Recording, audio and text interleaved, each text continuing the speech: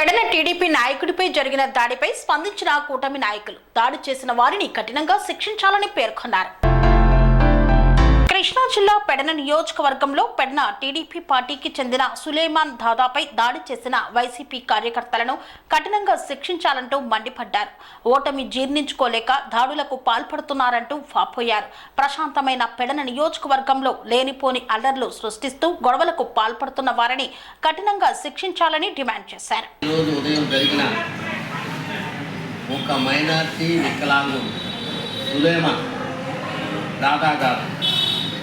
ఆయన వికలాంగుడు అడ్డగోలుగా వైసీపీ నాయకులు మరి ఆయన్ని నవరంగా క్యాంటీన్ కాడ పట్టుకుని చంపేయాలన్న ప్రయత్నంతో ఆయన మీద అటాక్ చేయడం జరిగింది. ఈ రోజున మేము అడుగుతున్నాం వైసీపీ నాయకుల్ని, అయ్యా ఈ పెడనపట్నంలో ఏనాడు టీడీపీ కార్యకర్తలు కానీ నాయకులు కానీ మా 4 మండల ప్రెసిడెంట్లు కానీ ఏనాడు కూడా ఏ అఘాయిత్యాలు చేయనివ్వ. నిజంగా ఇవాళ మాది క్రమశిక్షణ పార్టీ. మరి బంటుమల్లి మండలంలో మా మండల పార్టీ ప్రెసిడెంట్ ఉన్నాడు. ఎవరి మీద కన్నా వెళ్ళినా వెంటనే కేకలేసి మన క్రమశిక్షణ పార్టీ, ఆ క్రమశిక్షణని ఉల్లంఘించకండి. మన కూటమి ప్రభుత్వం ఇది. కూటమి ప్రభుత్వంలో ఇటువంటి అఘాయిత్యాలు జరగడానికి వీల్లేదని చెప్పేసి ఆ రోజున చంద్రబాబు నాయుడు గారు చెప్పారు, అలాగే పవన్ కళ్యాణ్ గారు చెప్పారు, అలాగే బీజేపీ ఉన్న పైన నరేంద్ర మోడీ గారు చెప్పారు. నిజంగా తెలుగుదేశం పార్టీ తలుచుకుంటే మీరు వైసీపీ నాయకులు కొట్టుకుపోతారు. ఇవాళ గవర్నమెంట్ మాది, కింద పైన మాది, పైన కింద కూడా మాదే గవర్నమెంట్, కూటమి ప్రభుత్వం. నిజంగా మీరు మా మీద అఘాయిత్యాలు చేస్తారండి, మేము సిగ్గుతో తలొచ్చుకోవాల్సిన పరిస్థితి మాకు.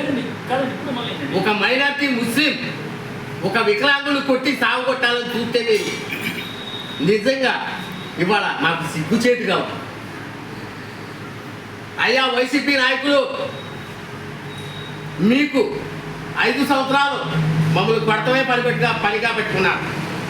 టీడీపీ నాయకులను చంపడమే పనిగా పెట్టుకున్నారు. జైల్లో పెట్టడమే పనిగా పెట్టుకున్నారు. ఇవాళ కూడా మా మీద దాడులు చేస్తారు. మేము ఏ పక్షాన చట్టం మిమ్మల్ని వదలదు. నువ్వు వెంటనే వాడమైనా సరే నిన్ను తీసుకుని వెంటనే అరెస్ట్ చేయిస్తామని చెప్పేసి ఈ సభాముఖంగా తెలియజేస్తాం. నిజంగా ఇవాళ పెడన మైనార్టీలు నిజంగా సిన్సియర్గా ఉన్న తెలుగుదేశం నాయకుల్ని వాళ్ళ మీరు అరాచకాలు చేస్తున్నారు. వైసీపీ నాయకులు చాలా జాగ్రత్తగా ఉండండి, కబడతా అని చెప్పేసి ఈ సభాముఖంగా బంటుమల్లి మండలం నుంచి ఈ స్టేట్మెంట్ ఇవ్వడం జరిగింది. నిన్న పొద్దున్న నవరంగ టీ స్టాల్ దగ్గర పెడన పట్టణ ముస్లిం సోదరుడు మా సీనియర్ కార్యకర్త సులేమాన్ దాదా మీద హత్యా ప్రయత్నం జరిగింది. హత్యా ప్రయత్నం ఏంటంటే జోగి రమేష్ ప్రధాన అనుసరుడు డీటీ పాలెంలో జయేష్, అతను చరిత్ర ఏంటంటే జోగి రమేష్ని అడ్డం పెట్టుకుని కంప్లీట్గా పేకాట దందాల మీద కోట్లు సంపాదించిన వ్యక్తి. అతను వైసీపీ ప్రభుత్వం అడుగంటిపోతుంది. ఈ టైంలో మనం ఏదో ఒకటి చేస్తే డబ్బులు ఉండేవి కదా, మనం ఏదో ఒకటి చేస్తే మనం అయిపోవచ్చు అనే దురుద్దేశంతో, ఏమయ్యా జయేష్, ఒక వికలాంగుడి మీద ఏంటే నీ దౌర్జన్యం, నీకు దమ్ము ధైర్యం ఉంటే నీకు సముజోడిని చూసుకో, నీకు తగ్గ ఓడి మీదకి వెళ్ళు, అప్పుడు కనపడద్దు నీకు. అంతేగాని ఒక వికలాంగు సోదరుడి మీద ముస్లిం సోదరుడు వికలాంగుడు ఎవరిని మనడు ఎవరితో అందరితో కూడా నవ్వుతా పేలుతూ ఉంటాడే, అటువంటి వికలాంగుడి మీద 15 మంది కలిసి మీరందరూ కలిపి దాడి చేయటం అంటే హత్యా ప్రయత్నం చేయడం తప్పపోతే అక్కడ ఉన్న వాళ్ళందరూ రక్షించారు. కానీ మీరు మీ బుద్ధులు మార్తల్లా, మీకు జనం బుద్ధి చెప్పినా కానీ, డిపాజిట్ లేకుండా చేసినా కానీ, అపోజిషన్ లేకుండా చేసినా కానీ, ముఖ్యమంత్రి ఇల్లు దూరి కూర్చున్నాడు అపోజిషన్ లేక. 175 అన్నాడు, వై నాట్ 175 అన్నాడు. మీలాంటి దుర్మార్గుల వల్ల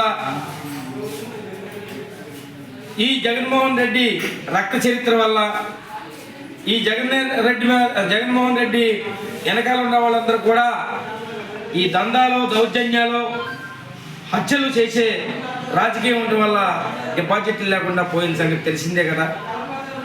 ప్రజలు గమనిస్తూ ఉన్నారు. మేమేమి చేయలేక కాదు, మాకు ఒక క్రమశిక్షణ ఉంది.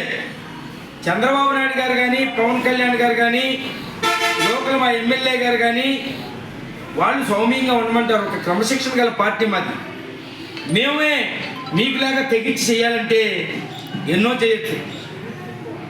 పనేమి లేక నిన్న సాక్షి టీవీలో షాడో ఎమ్మెల్యేలో సులేమాన్ని చాలా చురుగ్గా ఉంటాడు. పార్టీ కార్యక్రమాల్లో కానీ ప్రజాసేవలో చురుకైన పాత్ర పోషిస్తాడు. అలాంటి అతను మానసికంగా కొంచెం అవుటివాడు, చెయ్యి కూడా కొంచెం అవుటి. అలాంటి వ్యక్తిని వైసీపీ గుండాలు చాలా దారుణంగా కొట్టి ఆయన మీద హత్యాయత్నం జరిగింది.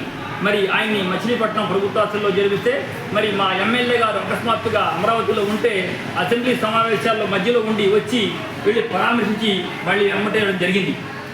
ఏదైతే మన కాగిత కృష్ణాబాద్ గారి కాగిత కుటుంబం అంటే చాలా సౌమ్యమైన మనిషి, బాధ్యత క్రమశిక్షణ కలిగినటువంటి మా ఎమ్మెల్యే గారు.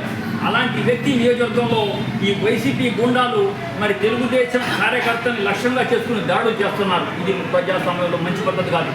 మొన్న చూస్తే పొంగునూరులో తెలుగుదేశం కార్యకర్త అయినటువంటి వాళ్ళని తండ్రి కొడుకుల్ని ఏదైతే అక్కడున్న మాజీ మంత్రి పెద్దిరెడ్డి రామచంద్రారెడ్డి అనుచరుడు వెళ్ళి కత్తితో కొడుకు మీద దాడి చేస్తే కొడుకు తప్పించుకుంటే తెలుగుదేశం కార్యకర్త తండ్రి చాలా దారుణంగా ఆయన ప్రాధేయపడ్డాడు. కాళ్ళ మీద పడినా కూడా వదలకుండా చాలా దారుణంగా నరికి చంపడం జరిగింది. ఏదైతే గత 5 సంవత్సరాలు మీ పరిపాలనలో రాష్ట్రంలో చూశాం. ఎన్ని అరాచకాలు జరిగినాయో, ఎన్ని దారుణాలు జరిగినాయో. ఆస్తులు లాక్కున్నారు, ప్రజల్ని హింసించారు, పెట్టుబడులు తరిమేశారు, పరిశ్రమలు తొలివేశారు, రాష్ట్రాన్ని సర్వనాశనం చేశారు. రాష్ట్రాన్ని సర్వనాశనం చేసి రాష్ట్రాన్ని రావణ కాష్ట చేశారు. దేవుడి దేవల్ల ఒక మంచి ప్రభుత్వం కూటమి నాయకత్వంలో, చంద్రబాబు నాయుడు గారి నాయకత్వంలో, పవన్ కళ్యాణ్ నాయకత్వం ఒక మంచి ప్రభుత్వం వచ్చింది.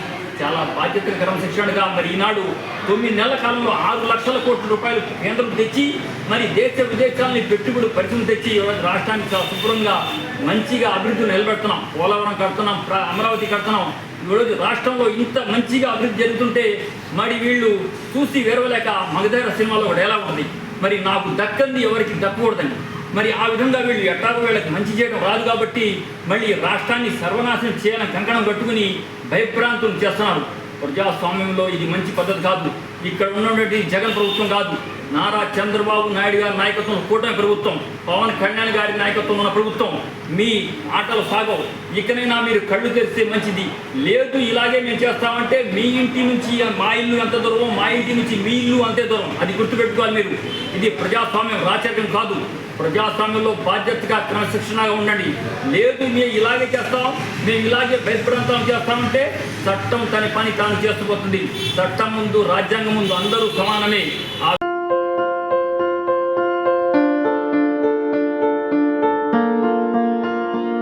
సంస్కృతి, సంప్రదాయం, ప్రేమ, ఆప్యాయత, రాజసం ఉట్టిపడే వేడుకలకు అనువైన ప్రదేశం ఎంఎల్ఎన్ కన్వెన్షన్ హాల్. కని విని ఎరుగని రీతిలో జరిగే మీ ఇంటి కళ్యాణ వైభోగానికి అందమైన కళ్యాణ వేదిక MLN convention hall. MLN convention hall ప్రత్యేకతలు: సువిశాలమైన wedding hall, centralize AC banquet hall మరియు విశాలమైన డైనింగ్ హాల్. వధువరుల కోసం ప్రత్యేక ఏసీ మరియు నాన్ ఏసీ గదులు. నక్షత్రాల వెలుగులో పచ్చని పచ్చికపై పార్టీల కోసం అనువైన గార్డెన్. ఎంఎల్ఎన్ కన్వెన్షన్ లో సీసీటీవీ పర్యవేక్షణతో పూర్తి భద్రత. 2000 వాహనాలు పార్కు చేసేందుకు సువిశాల పార్కింగ్ సౌకర్యం.